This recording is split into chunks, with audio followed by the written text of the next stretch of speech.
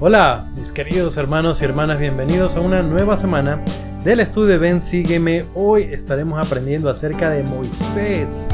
Hemos llegado a Moisés, estamos en el libro de Éxodo y empezamos con los capítulos 1 al 6. Este es el estudio de Ven, Sígueme. Yo soy Daniel Ampudia Lazo. Bienvenidos. Y wow, hemos pasado el Génesis, que es el primer libro de Moisés, y ahora llegamos a Éxodo, que es el segundo libro de Moisés. Y hemos llegado a este personaje el que tenemos muchas cosas que aprender en esta primera y en la segunda parte. No vamos a completar toda la historia, pero estamos en el fundamento. Así que vamos al contexto y vamos a aprender en qué situación estaban las cosas ahí.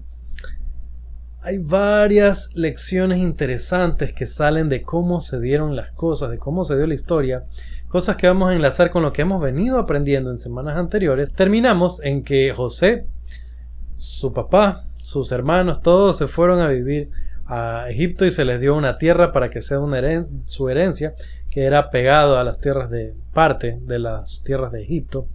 Y vamos entonces a Éxodo 1. Y vamos al versículos 6 al 8. Dice lo siguiente: Y murieron José y todos sus hermanos y toda aquella generación, y los hijos de Israel fructificaron y se multiplicaron, y fueron aumentados y fortalecidos en extremo, y la tierra se llenó de ellos. Entre tanto se levantó un nuevo rey sobre Egipto que no conocía a José. Muy bien, detalles importantes que hay aquí.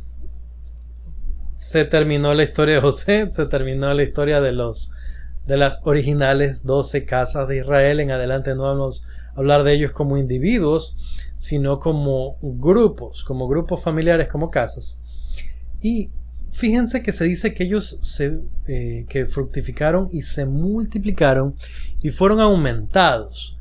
Aquí ya vemos parte de las promesas que se dieron a Abraham, a Isaac y a Jacob cumplirse. Se habían convertido en un pueblo grande. Y la semana pasada estábamos conversando un poco que para que Jacob fuera a vivir allá, él recibió revelación de Dios de que esa era su voluntad, de que Dios quería que ellos vayan a Egipto. Y mencionamos brevemente que es muy raro que ese haya sido para ellos el mandamiento, siendo que, como bien sabemos, el mandato después sería salir de Egipto. Cuando lo conversamos hablamos un poco de que Dios nos da mandamientos distintos en distintas épocas según la necesidad. Durante estas semanas vamos a entender por qué razón el Señor quiso que ellos vivieran en Egipto. ¿Okay? Entonces, esto es algo que tenemos que tener en cuenta cuando leamos con nuestra familia, cuando leamos nosotros, de nuestro estudio individual. Es bueno tener en cuenta, buscar las causas de por qué el Señor quería que ellos vivan, ellos, el pueblo de Israel, vivan en Egipto primero. ¿Ok? Ahora, como les decía, tenemos el contexto y ya sabemos que José murió y que se levantó un nuevo rey sobre Egipto que no conocía a José. Estuve leyendo un poco acerca de esto en el manual del Antiguo Testamento de Instituto, que es el que siempre me gusta usar porque tiene mucha información útil y me aclara varias de las cosas que no entiendo sobre estas cosas. Y algo que encontré fue que ellos hablaban de las dinastías que gobernaron Egipto y mencionan que tal vez José vivió en la época de cierta dinastía, pero que más adelante cambiaron de dinastía. Y con estos cambios pudieron haber venido muchas otras circunstancias y situaciones, incluyendo, como hablamos de un cambio político fuerte, severo. Esto quiere decir entonces que hay una negación histórica de lo que había pasado antes, porque así es la historia. El nuevo líder quiere que se borre todo lo que pasó antes porque nadie es más importante que ellos. La política es la política desde los inicios del mundo. Entonces, ¿qué pasa con este nuevo rey que no conocía a José, que no supo de él? O yo interpreto, junto con lo que aprendimos de instituto, que les estaba diciendo, perdón, del manual de instituto, yo interpreto que este no conocía a José es como que lo desconocía. que ya no guardaba gratitud hacia lo que él hizo, o que abiertamente él en su postura política se iba en contra de ellos. ¿Y por qué yo les digo estas cosas?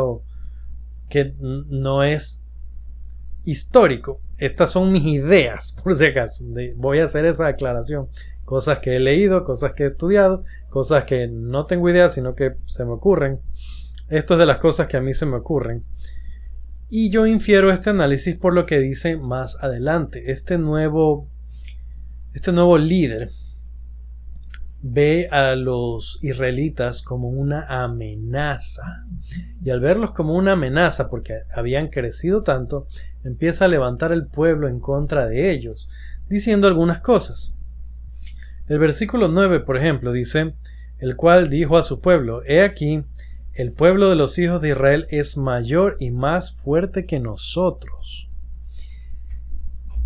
Ellos habían crecido tanto, los israelitas, que los egipcios de la época se sentían ya amenazados por su crecimiento, y tenían razones para sentirse así. Otra vez, hablando políticamente de su situación geopolítica, habían muchísimas guerras entre los pueblos que habitaban en Canaán.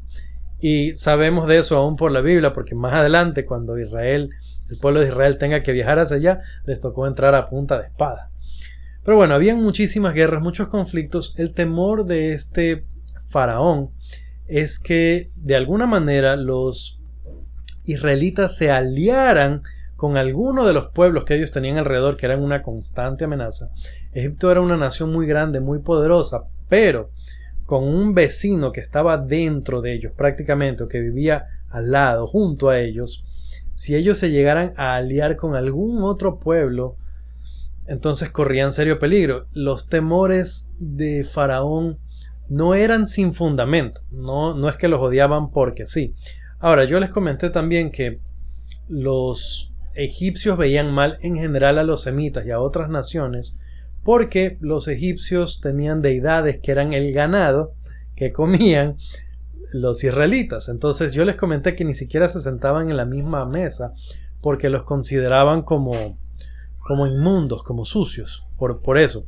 Ahora, yo les conté también que Faraón amaba tanto a José, que José había hecho tanto bien por Egipto, que ellos comían separados, pero convivían, y convivían bien. Y que José era muy respetuoso de sus creencias y de sus costumbres, y simplemente sin ofenderse comía separado de ellos, pero compartían muchísimas cosas. Ahora que este rey desconocía a José, que no le tenía estima, que no sabía quién era, o que abiertamente se iba en contra de él, o del legado, podríamos decir, de la historia de los israelitas, entonces eso generaba conflicto. Y era, yo lo pienso ahora, es natural y es normal que exista esa zozobra en ese sentido. Ahora, lo que hizo mal Faraón fue la manera en la que él pretendió manejar la situación. Él quería controlar el crecimiento de los israelitas, así que manda a las parteras egipcias que cada vez que nacía un israelita, si este israelita era varón, entonces lo tenían que matar, y si era mujer, la dejaban vivir. Esto como un mecanismo de control de su crecimiento. Estas parteras no quisieron hacerlo, y el faraón les reclama y les dice: ¿por qué me habéis hecho esto? Yo les di una orden, ¿qué pasó? Y ellas se inventaron cualquier excusa. No, es que las mujeres israelitas son robustas, nosotros llegamos y ellas ya han dado a luz, y ya pues, no podemos hacer nada. Pero entonces el decreto se hizo más amplio, y ya no fue como que en secreto o tratando de usar a las parteras, sino que abiertamente este faraón dio una ley que todo israelita que nacía se iba a matar si era hombre, y se iba a dejar vivir si era mujer. Y es un episodio triste de la historia. Ahora, eso no era lo único, que daba las condiciones en las que ellos vivían. Seguimos en el capítulo 1 de Éxodo.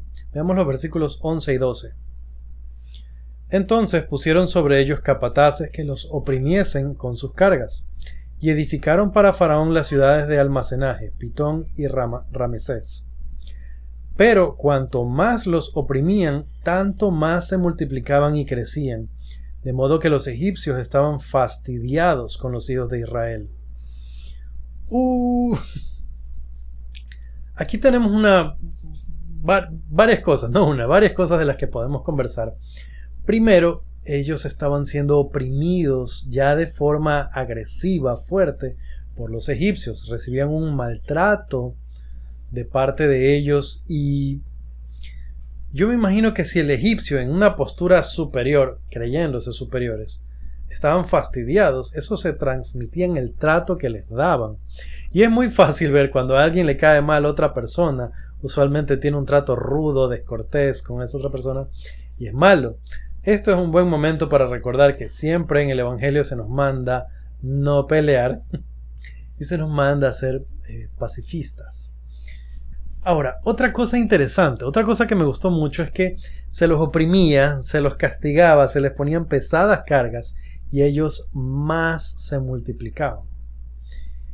Y este detalle es interesante porque me recuerda lo que pasó con Jacob cuando trabajaba para Labán, que tenía este trato de qué tipo de ganado era para él cuando nacía y cuál iba a ser para Labán. Y Dios bendecía a Jacob de tal manera que le tocaban los mejores de los que nacían, de los cabritos, de los corderitos, le tocaban siempre los mejores a él. Y cada vez que cambiaban el trato, y hablamos de que se los cambiaron 10 veces, cada vez que se hacía el cambio de trato, siempre a Jacob le tocaba lo mejor porque Dios lo bendecía. Hablamos de que Jacob era prosperado por Dios. Hablamos que José, como buen hijo de su papá, era prosperado en todo lo que hacía. Si era siervo, era el líder de todos los siervos. Si era prisionero, era el encargado de la prisión. Y eventualmente llegar a ser el segundo al mando de todo Egipto. Estas promesas permanecen con los israelitas y son prosperados. Ahora, nosotros podríamos buscar esas promesas también, porque como se le dijo a José, eres de Abraham, a José Smith estoy diciendo, de nosotros por causa de nuestra bendición patriarcal, sea directamente por nuestro linaje o sea por adopción, somos de Abraham. Así que nosotros deberíamos pensar que a nosotros se aplican también estas bendiciones y podemos orar pidiendo la grosura de la tierra, pidiendo que seamos fructificados y multiplicados. Y esto me hace pensar que esto no significa que no vamos a tener dificultades, porque ciertamente las tendremos, así como ellos las tenían, pero que a pesar de todo nosotros podemos recibir grandes bendiciones, así como José, a pesar de ser esclavo, a pesar de ser encarcelado, así como Jacob, a pesar de que el suegro, el jefe, no le daba un trato justo, nosotros podemos recibir bendiciones de Dios. Y me puse a pensar, estas bendiciones no pueden ser, o no deben ser, exclusivamente pensando en cosas como el trabajo. Estaba pensando yo y recordando el himno, ve tus bendiciones. Así que un ejercicio que les podría yo recomendar al leer esto con nuestra familia es pensar, ok, tenemos aflicciones, ¿cierto? ¿Cierto? Toda la familia va a estar de acuerdo. Tenemos dificultades, ¿cierto? ¿Cierto? Toda la familia va a estar de acuerdo. Sin importar cuáles sean nuestras condiciones. Siempre la vida tiene dificultades. Siempre. Pero, a pesar de ser oprimidos, ¿de qué manera Dios ha cumplido con nosotros esto de ser multiplicados y de crecer? Con mi esposa observamos en varias ocasiones, esto es algo que nos llena de asombro, nuestros hijos son saludables. Es una gran bendición que tienen salud. No se enferman así nomás. Y si es que se enferman, les da algo medio y no les pasa más nada. Yo sé que para otras personas esa no va a ser una bendición y tal vez esa sea su prueba. Y estoy tan agradecido de que no es mi prueba. Pero hay formas, hay cosas en las que nosotros podemos encontrar que Dios nos hace crecer y multiplicar. El ejercicio, el himno, es encontrar cuáles son aquellas bendiciones que Dios nos ha dado y dar gracias por ello, reconocer que el Dios de Abraham, de Isaac y Jacob nos ha hecho multiplicar y nos ha hecho crecer. Vamos a los versículos, al versículo 22, y es el último de este capítulo. Dice: entonces Faraón mandó a todo su pueblo diciendo: echad al río a todo hijo que nazca, y a toda hija preservad la vida. Y se está refiriendo obviamente no a los egipcios, sino a los israelitas.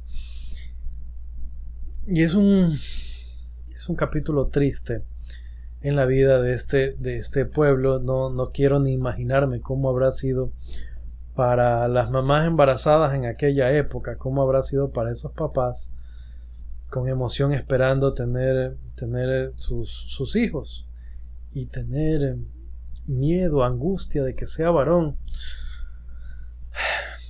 Francamente no quiero pensarlo mucho. Continuemos. Ahora, es en estas circunstancias entonces, ustedes conocen la historia de Moisés, que un hombre de la familia de Leví toma por esposa a una mujer de la tribu de Leví.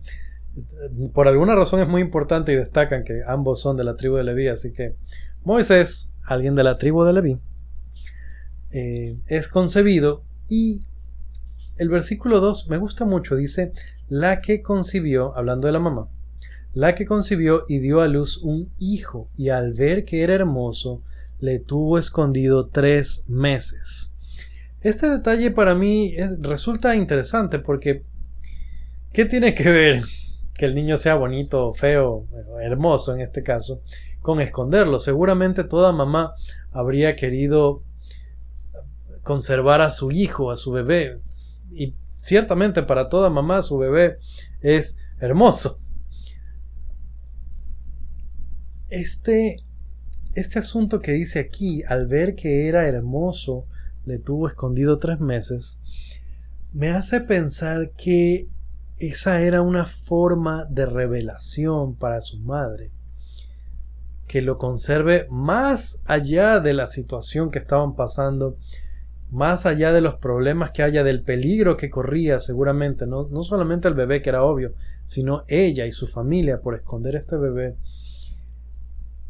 Esto de verlo hermoso tiene que haber sido una forma de revelación para ella.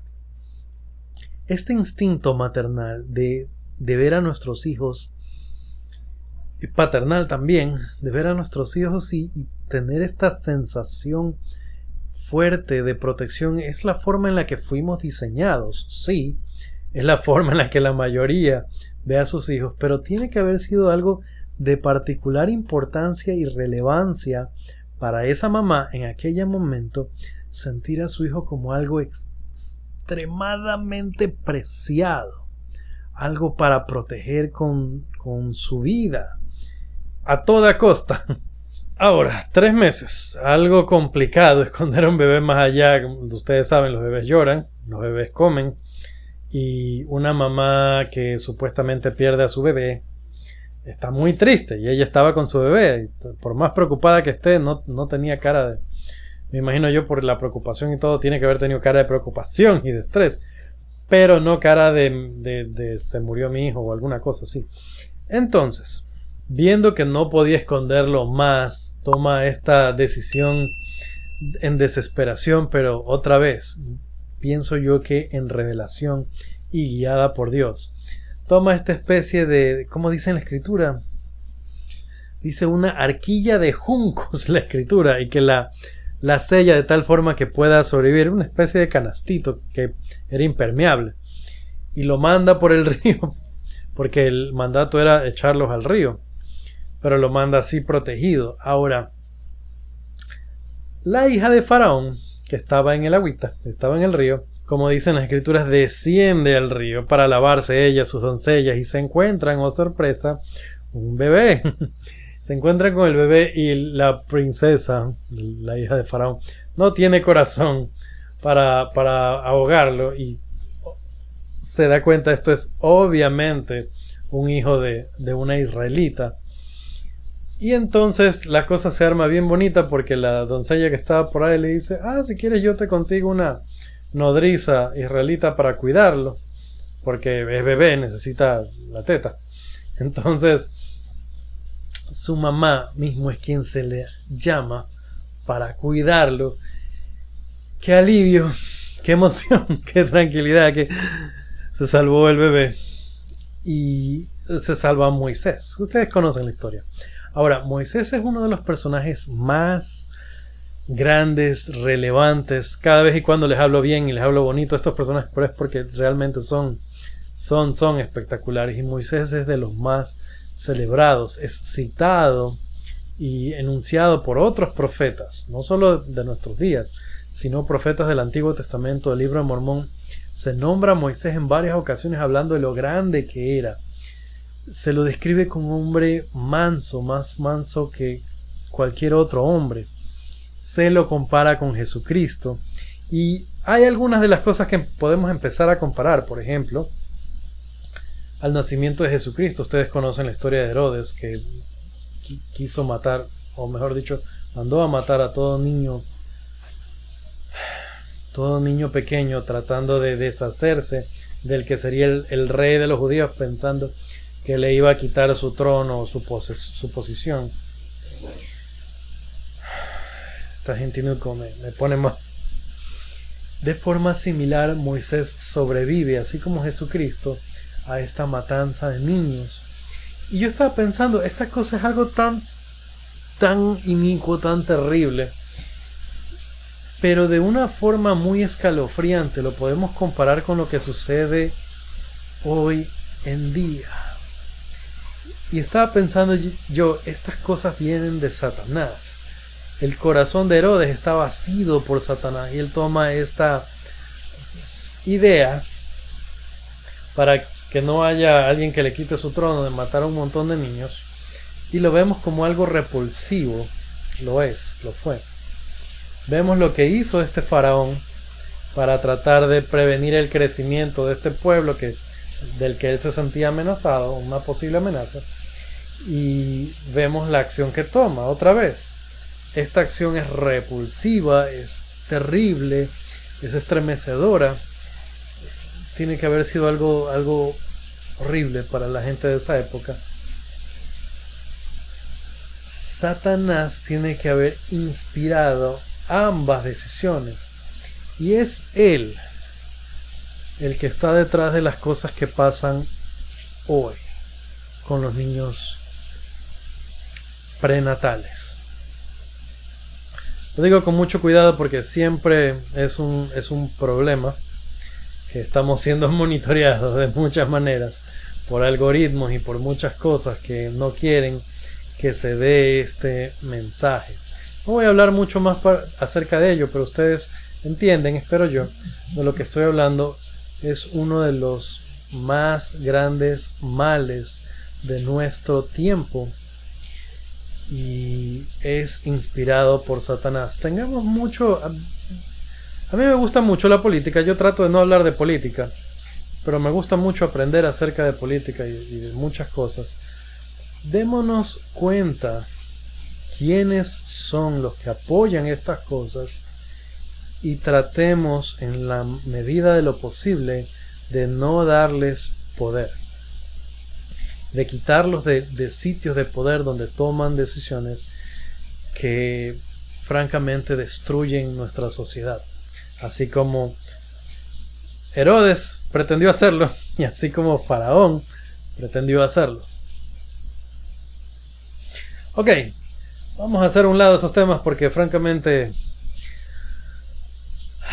me ponen mal. Y hablemos de cosas inspiradoras. Moisés se salva.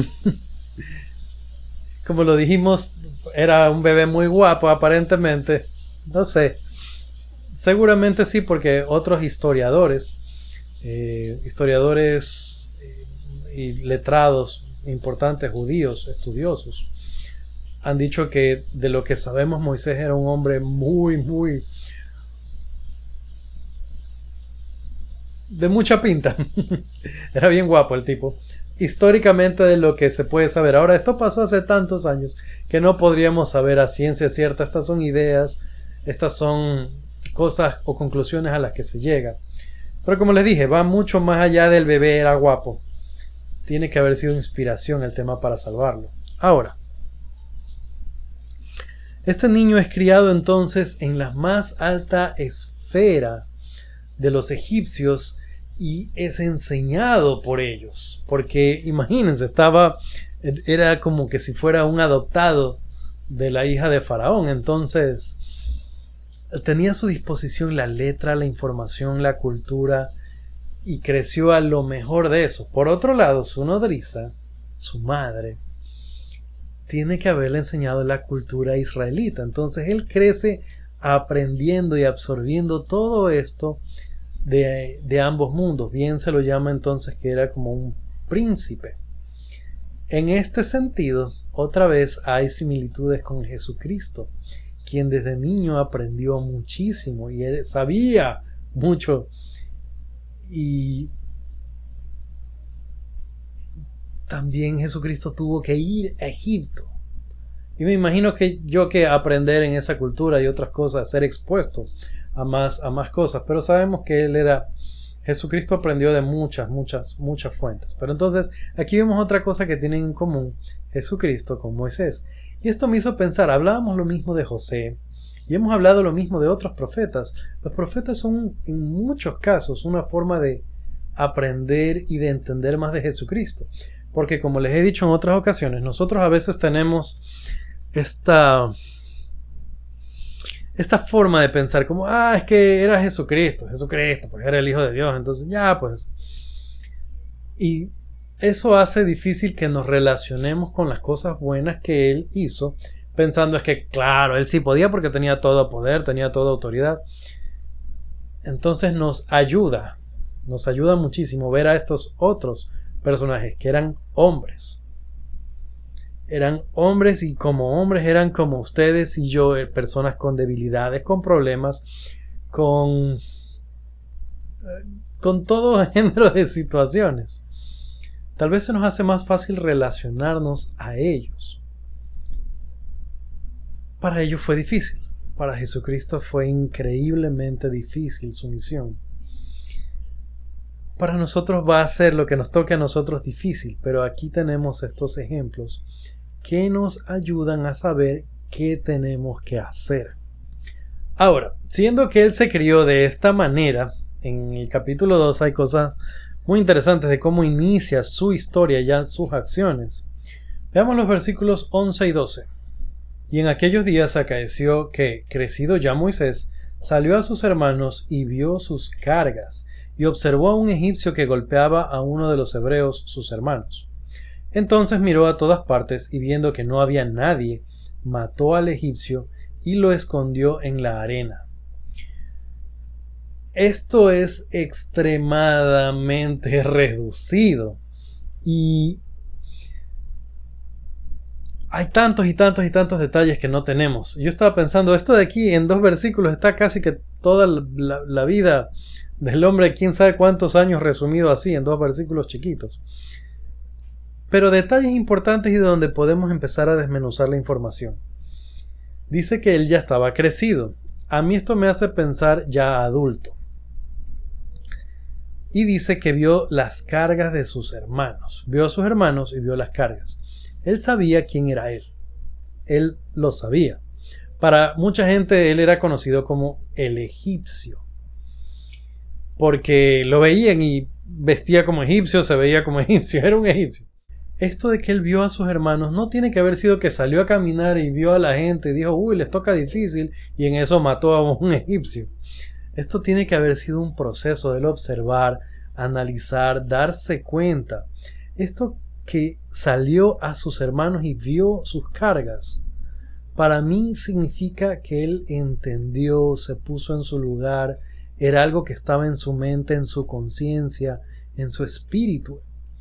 Y tiene que haberle pesado ver la desigualdad que había entre egipcios e israelitas. Ahora, dice que en estas circunstancias él ve que hay este egipcio que está golpeando a un hebreo. Yo leí esto también, esto es de las cosas que uno tiene que estudiarlas aparte para entender mejor. En el manual del Antiguo Testamento de Instituto se aclara un poco más qué es esto o por qué razón se habla de este asesinato de la forma en la que se habla. Y se explica un poco mejor. Ahora, cuando uno lo lee así nomás, entonces miró a todas partes, uno entiende como que Moisés planea asesinar a este hombre. Pero la palabra matar que se usa aquí viene de algo que se refería a la muerte en combate entre dos soldados, o sea, en la guerra. Y esto nos ayuda a entender que cuando Moisés mata a esta otra persona, no es que va por la espalda y lo apuñala o alguna cosa así, o que lo busca luego en su casa y en secreto lo mata. Lo que sucedió fue que él fue a defender a quien consideró su hermano, y en el momento de defenderlo, eso terminó en la muerte de este egipcio. Ahora, ¿por qué se hace referencia a que él mira a todas partes primero para ver que esté solo? Es porque él sabía que solo con defender con oponerse a un egipcio para defender a un israelita, eso era causa de censura. Y él era bien conocido porque se había criado casi que como nieto de Faraón. Entonces, siendo que la situación era así de complicada, así de difícil, él tenía que asegurarse que no sea visto. Y como les dije, él defiende a esta persona al punto de que tuvo que matar a este egipcio. Yo me imagino que para llegar a esa situación, para llegar a ese punto, él tiene que haber considerado que la vida de este israelita estaba en peligro realmente, y actuó fue en defensa. Ahora, ¿qué sucede después? Que él oculta el cuerpo, pero otro día él ve a dos de sus hermanos israelitas peleando entre ellos, y él les llama la atención. Les dice: hermanos, ¿por qué pelean? No así entre nosotros, ¿qué pasó? Esto me hace pensar que él no solamente era una persona mansa y pacífico. Y miren lo que hablamos de la descripción. Se lo describe a Moisés como un hombre muy manso, el hombre más manso, y era muy pacífico, pero no tenía miedo de enfrentar a las personas. Esta mansedumbre de la que se habla no era ser como tímido, calladito y metido por ahí, no querer tener problemas con nadie. Esta mansedumbre, cuando en las escrituras se habla de mansedumbre, no se habla de eso. Él defendió a su hermano y tuvo que actuar físicamente. Seguramente tenía entrenamiento también, por lo que les dije que se crió dentro de la esfera más alta de los egipcios. Entonces, él defendió a su hermano, y fíjense a qué punto llega la defensa, que mata a otra persona para defender a un hermano israelita. Y en este punto él no tiene temor de decirles a ellos: oigan, ¿por qué pelean ustedes? Entonces era el tipo de personas que actuaba. Y aquí vamos recibiendo como detalles de cómo era Moisés. No era de ver a la gente y decir: no, yo no me meto en esos problemas, o déjenlos ahí, eso es asunto de ellos. Él fue a decir: hey, ¿ustedes por qué pelean entre ustedes? Son hermanos, ¿qué les pasa? Ahora, una de estas personas le dijo: ¿y tú por qué eres metido? ¿Qué te pasa? ¿Qué haces aquí? Dice: que nos vas a matar así como mataste al egipcio. Hay gente con mala actitud en todas partes. Y Moisés estaba tratando solo de ayudar. Pero esta situación hizo notorio para Moisés que lo que él había hecho ya era conocido, que no era un secreto. Y a partir de ese momento se regó el chisme. Esto llega a oídos de Faraón, y Faraón empieza a procurar matar a Moisés. Terrible situación. Como les dije, este Faraón era una situación terrible también. No era una persona de mucha compostura. Así que Moisés tuvo que huir y fue a vivir entre los madianitas. Y hay algunos detalles interesantes que no se dice, pero que en el manual de instituto otra vez los encontré. Esto de que se fue y pasó un tiempo con los madianitas fueron 40 años. Así que él estuvo, podríamos decir que autoexiliado por 40 años. viviendo entre los madianitas. Otro detalle que no les mencioné es que este tiempo que José muere, sus hermanos mueren y se levantó un faraón que no conocía. Este detalle lo aprendí leyendo y tengo que reconocer, no lo sabía. El tiempo que pasó de la muerte de José a estas historias fueron más de 400 años. Por eso les decía yo que el conocimiento de José era realmente más histórico. Ahora, como les dije, tuvo que huir, no le quedó de otra, se fue a las tierras de los madianitas. Y ahí pasan algunas cosas interesantes. Vamos a conversar de eso. Me gustaría que lo leamos. Vámonos a los versículos 19 y 20. Antes de eso, vamos a... 18. 18, 19 y 20. Dice lo siguiente.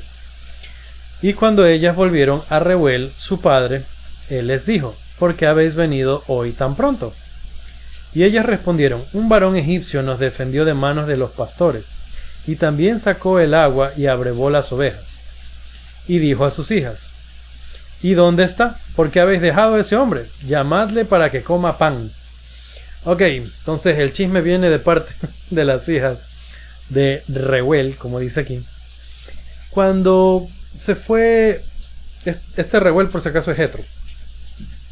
Cuando se fue él donde los madianitas, yo veo en sus acciones algo interesante. Fíjense, ¿se acuerdan que les decía? Él es alguien de acción, de hacer las cosas. Él va, encuentra que estas damas tienen problemas con estos otros pastores. Él las defiende, y no solo que las defiende, sino que él les ayuda. Y yo estaba pensando, Jetro está admirado de que han llegado muy rápido. ¿Cómo así llegaron tan rápido? Moisés era tan efectivo en su forma de hacer las cosas, en su trabajo, que no solo que las defiende y que luego él hace el trabajo de ellas, sino que lo hace más rápido, tanto que Jetro se admira de que hayan vuelto tan pronto. Entonces, tan admirado estaba él, que dice: ¿y por qué dejan ir a ese hombre? Llámenlo para que coma con nosotros. Estas historias son lindas. En adelante lo que pasa es que llega Moisés, se queda a vivir con ellos, se hace cargo él de estas cosas, empieza a administrar ovejas, los rebaños, así como sus antepasados, y se le da por esposa a Séfora, una de las hijas de Jetro. Entonces está tan complacido queda Jetro que le dice: toma, cásate con una de mis hijas. Esto es porque de entrada vio qué clase de hombre era Moisés. Y estaba pensando yo, nosotros podemos causar esa impresión en la gente también. Y no solo eso, sino que si nosotros somos como él, Dios puede confiar en nosotros. Miren el tipo de hombre que era él, en quien Dios confiaría la misión que se le da, todas las cosas que él haría después. Una persona que defendía a sus hermanos. Sus hermanos no porque los conociera, porque vivían con él, sino porque él consideraba: esta es mi gente. Fíjense cómo él trabaja por sus hermanos y va y les dice: no peleen entre ustedes. Se mete en estos asuntos. Fíjense cómo él toma responsabilidad. En todo lugar que él está, él toma responsabilidad. Ve a estas damas siendo atacadas por estos pastores.